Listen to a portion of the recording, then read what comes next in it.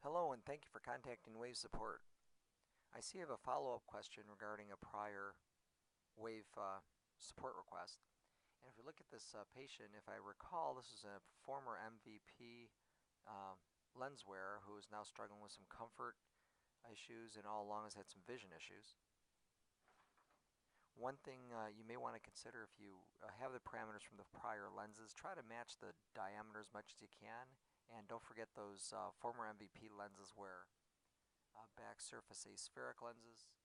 And if you know the base curve of the prior lenses, you could go and try to make a RSIM aspheric design with the basic, see if you can match the base curve. But with that said, one of the advantages of Wave is you get to match that topography very nicely. Well, if you look at your designs, and I understand from your most recent request that you have some superior edge lift and some bearing in this horizontal meridian and some discomfort and 3 o'clock, 9 o'clock staining.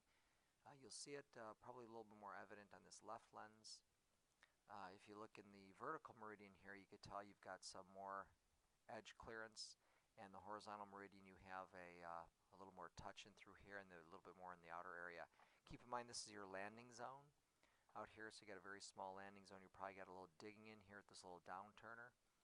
And the same thing through here, maybe a little bit more even out here, but then you've got some touch over in this area. So what I would probably try to do is, if you can, try to even out this peripheral landing area so that way you're not digging any one particular area. In this case, this lens probably touches over in this mid area and further out over here, so you probably got a little rubbing area out in this area and a little bit more in through here, so this lens probably decenters a little bit also.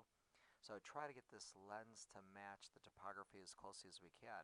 So what I try to do in these cases, if we can, get this back surface of the lens to look as closely as we can to the front surface of the cornea. At least that will help ensure this lens to center more consistently over the center part of that cornea.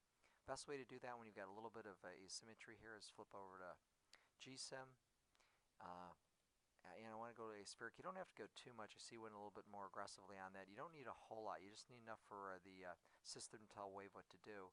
And you'll see I mocked up a lens here, and I basically went to freeform with a little bit of asphericity. And if you notice now, this back surface of the lens looks almost identical to the front surface of the cornea, so you have almost a perfect alignment fit. Now you got to be careful when you get that close that you don't shut off the tear flow. But you'll notice that this lens aligns pretty nicely in this horizontal meridian as well as the vertical. So what you want to do is make sure you have enough edge lift here to allow tear exchange. Again, don't get too much larger than your old lens. If you remember, if you get a lot of 3 o'clock, 9 o'clock staining, either you got to even out this distribution of the lens or go down to smaller diameter, overall diameter. So if you know the old parameters of the MVP lens, that may help you do that. With the over-refraction, I would add the over-refraction in right here. It sounds like we're struggling a lot with that near vision. This patient may not do great with this